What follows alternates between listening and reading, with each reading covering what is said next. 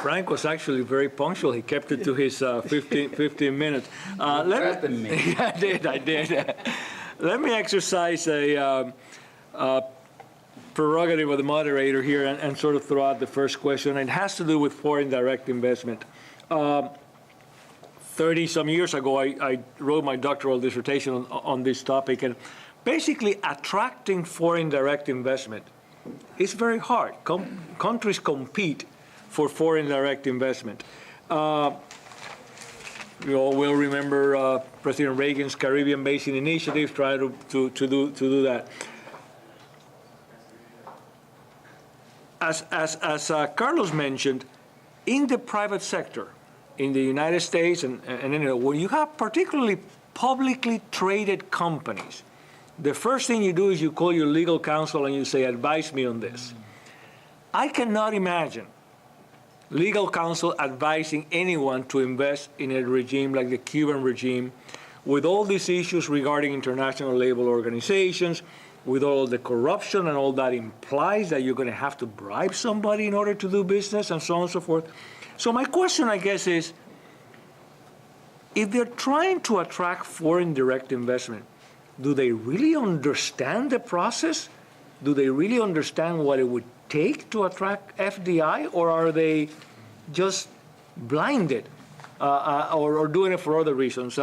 Carlos, let me throw it at you. Well, first, it's difficult to see what the rationale is. I cannot figure out the rationale. I can look at it two different ways. One way is the kind of Alice in Wonderland type of projections that they're making. They're talking about that they need about $2.5 billion a year, $2,500 million in new investments in Cuba. But if you look at the stock of investment in Cuba and compare, let's say, with Costa Rica and the Dominican Republic, the stock of investments in Costa Rica at this moment is $16 billion. The stock in the Dominican Republic is $17 billion. The stock of foreign investment in Cuba is estimated at $500 million. So you're talking that they're going to go basically from 500 to 2,500 to 2.5 billion 1 year after every year. Right? Every year. That seems to be a little bit of a Alice in Wonder, even in the best of circumstances. Now, if you look at the foreign investment law, like I said before, it's really a nightmare. You know, they have this mechanism where they will the same mechanism that they had before, where the investor pays let's say $1,000 to the government, and the worker gets a portion of that. The rest is kept. Now that has, from an analytical point of view, that's a real problem, because that means that the foreign investor is not really utilizing the comparative advantage that Cuba could have by having a lower labor cost.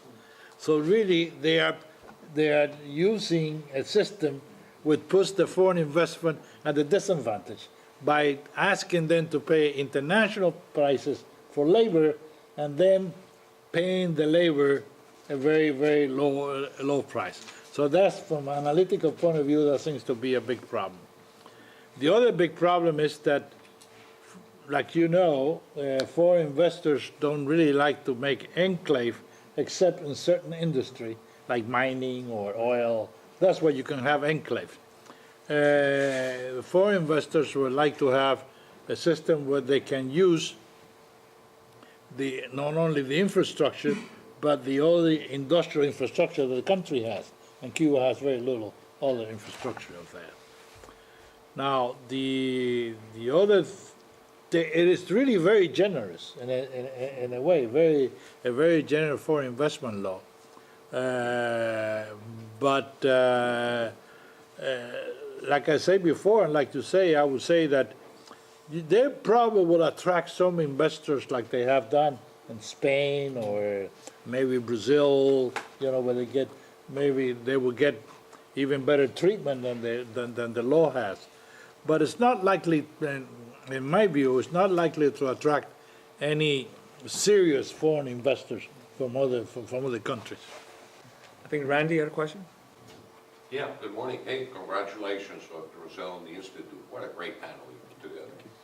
I want to ask you a little bit open to the panel, on what your sense is on the politics. We have, for instance, one of the gubernatorial candidates here in Florida just announcing to Cuba that they should take away the embargo and so on and so forth. Do you get a sense, all of you, that this is a new push going on to try to do something about this? And please, I would like you to address within that answer to perhaps the Mariel situation. People in Cuba, some of the academics there, highlight the ones that are adept to the regime, and one gets the information, right? But they highlight and they have a lot of hopes regarding Mariel. Do you get a sense of the foreign investment law, the new law, really is meant to go a lot more into Mariel with maquilladoras and basically slave Cuban labor? What's your sense on those two issues? Thank you.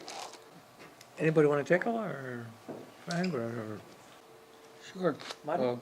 Let me start by saying that yes, there's a new push. There's a new push that you can sense in many different ways among a handful of people on Capitol Hill that give the regime the benefit of the doubt, but they are a distinct minority. There is a generalized consensus, both the House and the Senate. There is a chairman of the Senate Committee on Foreign Relations, Mr. Menendez, who not only supports what in my view is the right policy, but he's a constant advocate, despite the fact that perhaps some folks in the White House would like to go in another direction. But Menendez is constantly reminding them of the real nature of the Castro government. This is not an ideological issue. The push is exemplified also by the tremendous effort. The Cuba Study Group last year tried very hard to get the Cuba out of the terrorist list, and they failed. And again, this year, they failed one more time. It would be very difficult for the Obama administration to get Havana out of a list of governments supporting terrorism in the aftermath of a North Korean ship taking warplanes. Now, lawyers and advocates of a soft policy toward Cuba will tell you that that's not related to terrorism. Well, in the eyes of the Congress and in the eyes of the media and the American people, it is related to terrorism. And it's a lot more significant to many people than perhaps Cuba giving safe haven to some American terrorists who killed a police officer many years ago. So the bottom line is, how could the United States lift some of these sanctions that would open up the foreign sources of dollars for those $2,500 million a year that they want, while Havana remains on the terrorist list. And so that is the big question in there. As far as the governor of Florida, frankly, I don't think he's very credible in this area. Don't want to get involved in Florida politics, but other folks have gone to the island and said the same things, but confronted with a critic that has the facts on hand,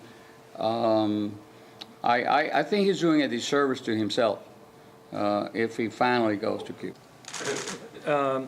Ronnie, let me ask, the first part, the political part, I think to some degree this is probably a response to the poll by the Atlantic Council that came out a few months ago, and some of you know that I criticized very, very heavily in one of my articles because the methodology was really flawed from my point of view. But when you look at Mariel, you know, and I think Carlos also alluded at this, when you're having even an assembly plant, you have to have the intermediate products. And Cuba does not produce a lot of intermediate products. I remember years ago, we actually were manufacturing some very simple calculators in China, and I had to go all the time because if they ran out of a little screw or the glue or something, it was not to be found in China. So you had to go to Japan, buy it, bring it back to China so the plant could continue, the assembly plant. So Cuba doesn't produce a lot of the intermediate components. So I don't see how that actually could develop. Juan, I think I had a question, or Teo, well, start one or the other. Come. Two questions. One, as you studied the self-employment, how much corruption was involved in that sort of trail? And specifically, if you saw that corruption, where? And then the other question is on the currency exchange. You mentioned 24 to 1. What's the real market set exchange rate for Cuban pesos to coups? It's easy to say 10, 24, but is there any kind of formula that you can say, well, the real value should be 9 or 52? You know. Okay, let me respond.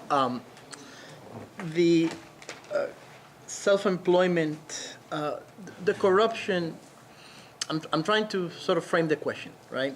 So, are you asking about the corruption behind the data, or? No, the corruption in the system of self-employment. I see. In the private sector. Okay. Whatever you want to call it. All right. Yeah, that's. I had the same question too, and I find it difficult to come up with statistics, right? But what I can tell you is that there is in sourcing, right? In sourcing the intermediate products and the finished products that people are selling. That's where the corruption sips in. And it's not only corruption that's being deviated from, from pilfering from state enterprises for your own consumption.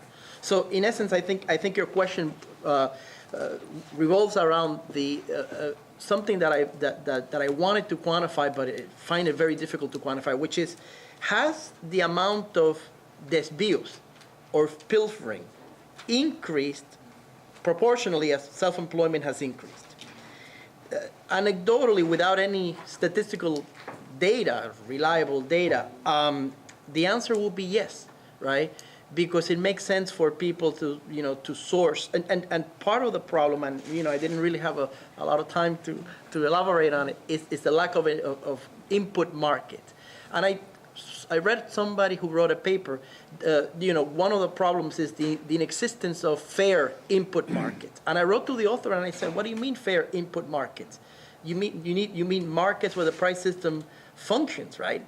And where you have some currency, whether it's pesos convertible, moneda nacional, or dollars, right? Which could be, dollarization could be, a currency scheme for a country like Cuba, who knows?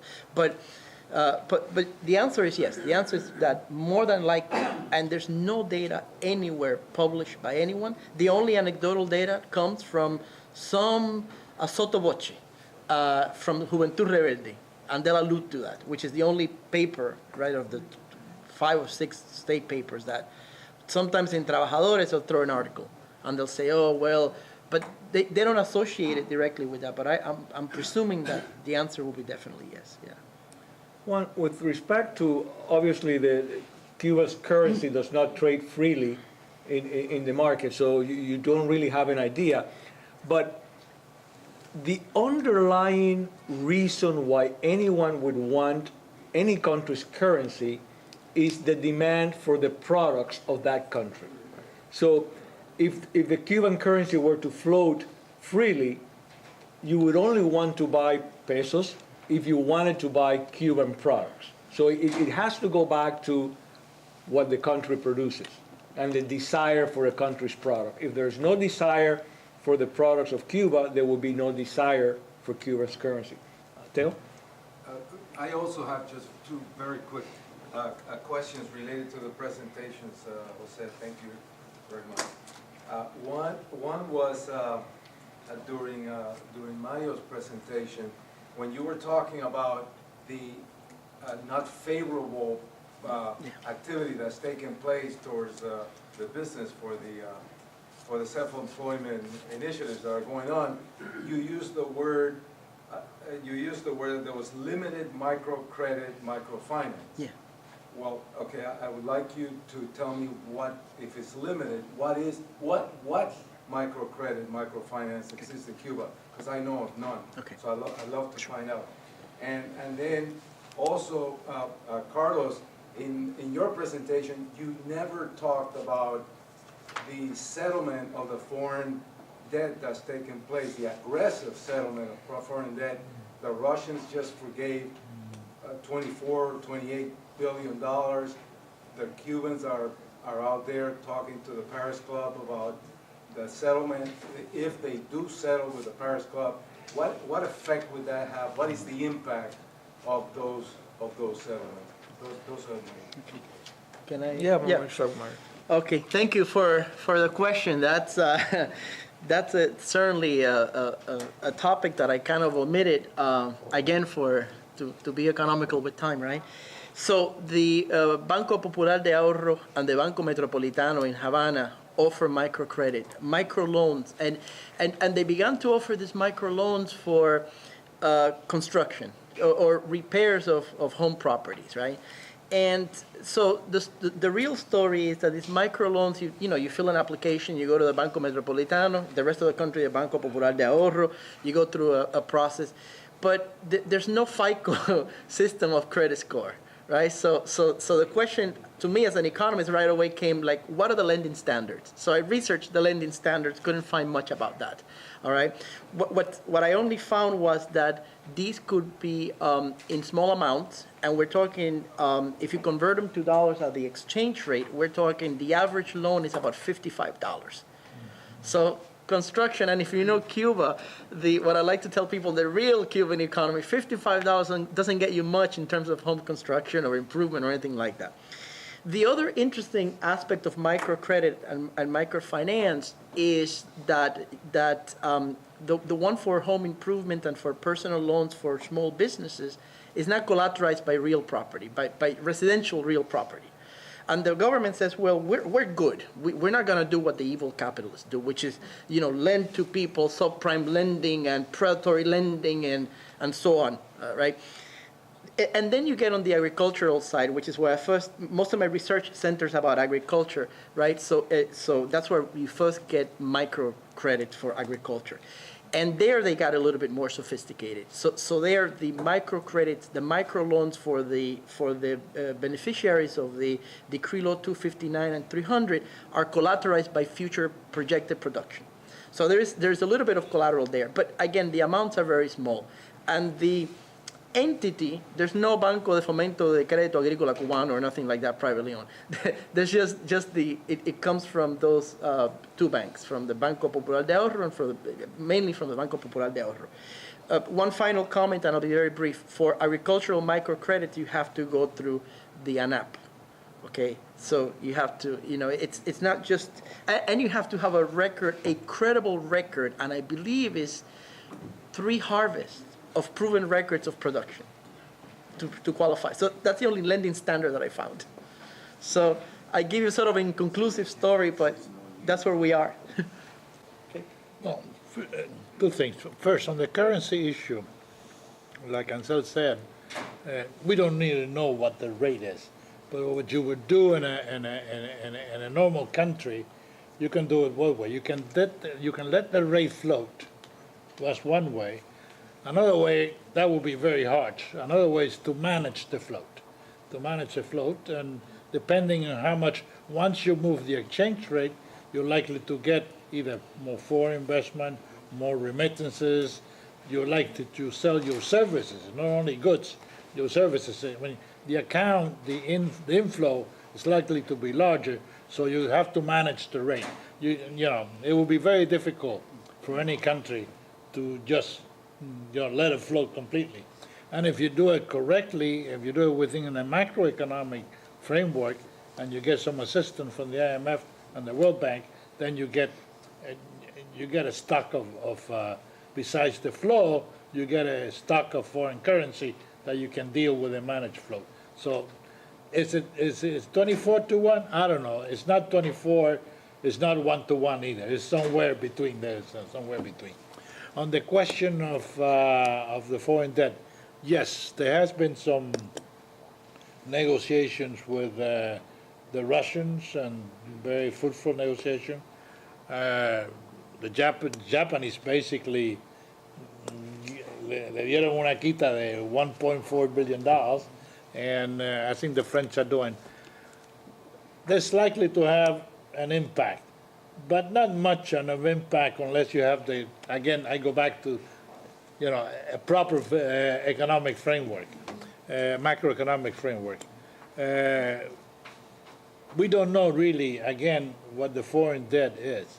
It goes, I think the estimates go from 17 to 30 billion, from 17 billion to 30 billion.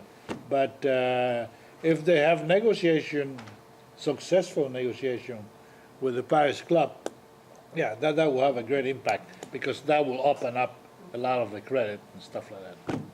But We have one question I have here. a comment. I have a comment about what Dr. Acel says about the legal structure of the Cuban. What can they offer to the foreign investor?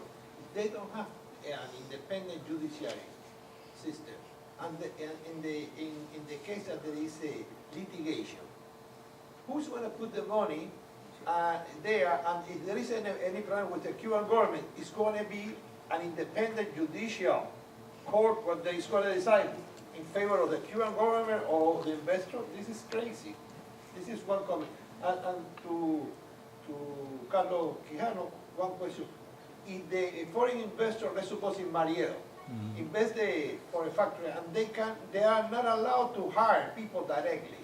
If they like an engineer or some special guy, they are not allowed. They have to ask the government to supply them an engineer. So this is something that any country that in any country that you invest, you are allowed to choose whoever you want to work for you. So that is going to be if that Senor Quijano think that it's going to affect that incapacity of the investor. well, you have to distinguish two things. If let's say on the last question, if you are a foreign investor and you want to bring an engineer from outside, that's fine. Once you go through all, the permits and the whole, it's a very bureaucratic system to get the permission. It has to go to the Council of Ministers and to the Consejo de Estado. But once you get the permit, then if you want to bring somebody from the outside, according to the law, you can bring somebody from the outside.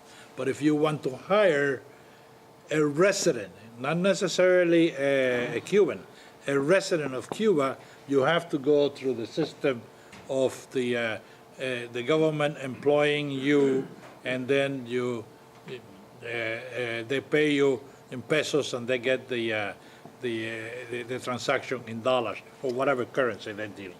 Now, on your first question,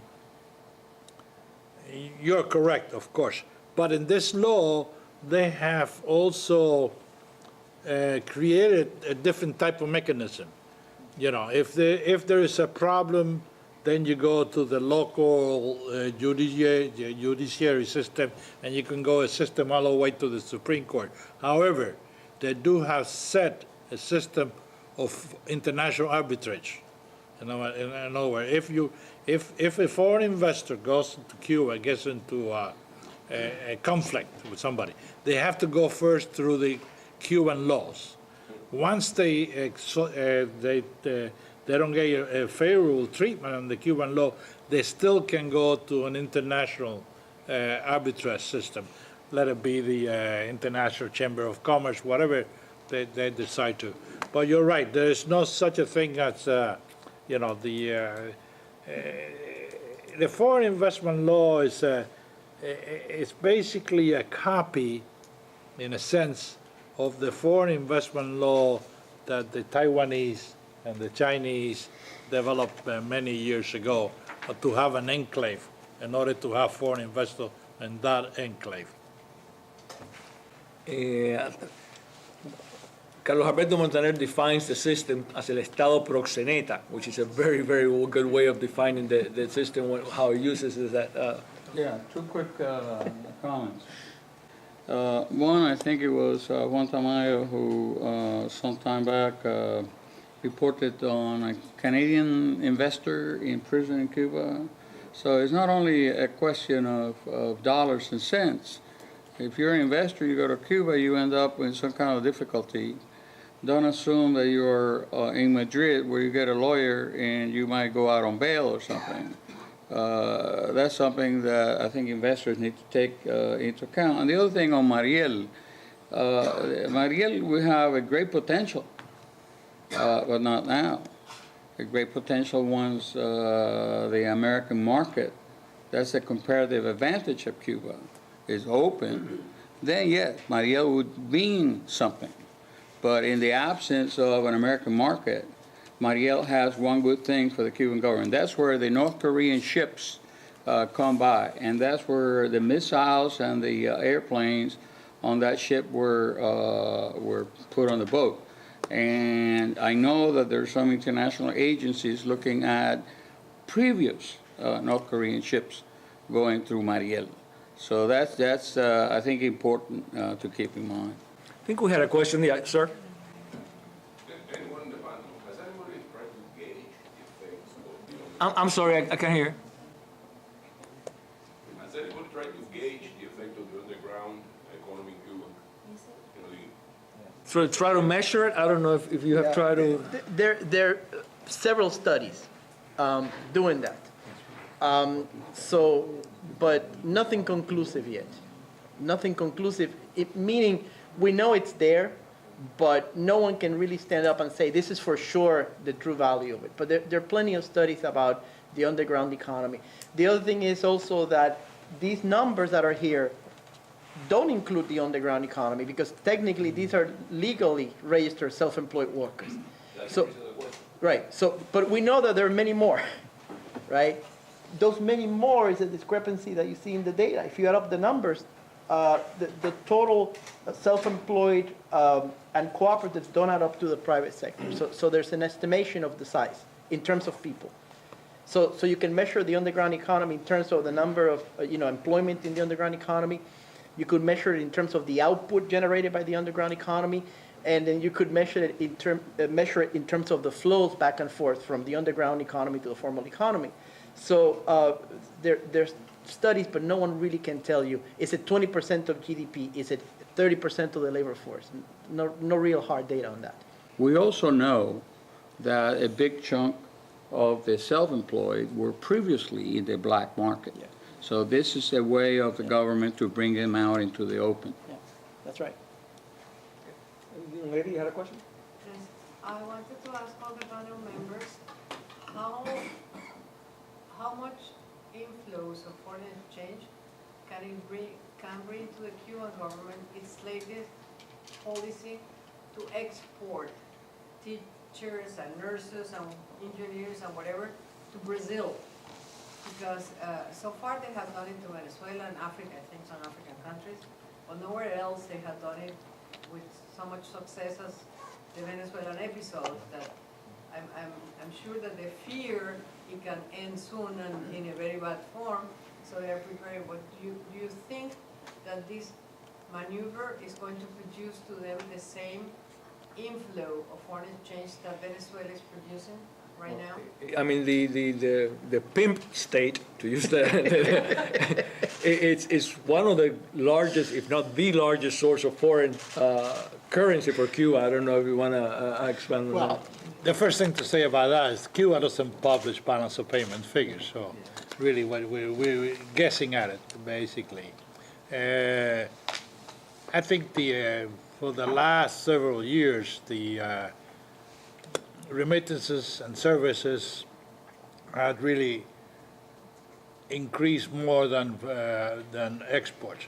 Like for instance, let's say goods exports are about 6 billion. Total goods and services is about around 16 billion, 17 billion dollars. So you can figure out that how much has increased.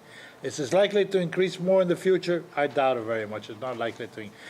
Basically, it's not likely to take the place of the Venezuelan inflows in the future.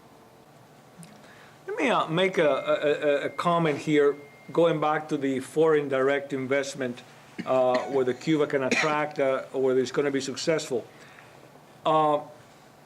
My particular academic discipline is international business, and I try to look at what international businesses look for. And when we look at that literature, there are fundamentally three reasons why businesses invest overseas. One is looking for a particular resource, what we call resource seeking, and that resource is there. You know, if you want copper, you invest in Chile. Cuba can attract some level of resource-seeking investment, beautiful beaches, regarding tourism, some agricultural products, but a handful, yes. The second reason why companies invest overseas is market seeking, trying to produce in-country to satisfy the needs of that country. Well, Cuba is not a huge market, 11 million people, a very poor market, and I suspect most companies that want to satisfy the needs of the Cuban market would produce abroad and try to import. I mean, if Cuba needs flat screen TV sets, you would probably produce them in Mexico and try to ship them to Cuba, rather than to set up a manufacturing plant in Mariel to do that. And finally, efficiency seeking, looking for a lower labor cost in most cases. Well, as Carlos pointed out, with this particular mechanism that Cuba uses, where you have to pay the government market wages and then the government pays the worker in pesos, you don't find an efficiency-seeking type of investment. So the rationale for investment really is not there for the most part, at least from my perspective. We have time for one more question, and then we're going to take a 15-minute break. Okay. Yeah, I wanted to make a comment about what Mr. Calzón said at the end, that what they are intending to do is to preserve the system.